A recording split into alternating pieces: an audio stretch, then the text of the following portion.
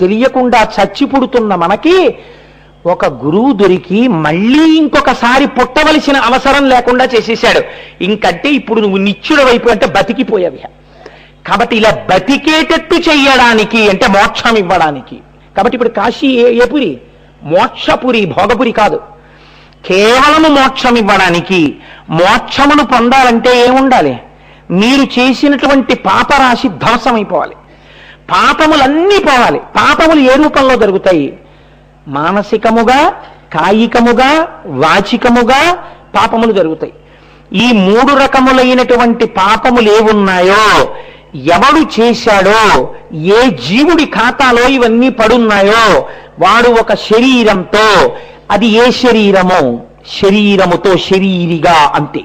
మీరు బాగా జ్ఞాపకం పెట్టుకోండి కాశీ గురించి వినేటప్పుడు. చీమగాన అది కూడా ఒక జీవి, దానికి ఏదో పాపాలున్నాయి పూర్వం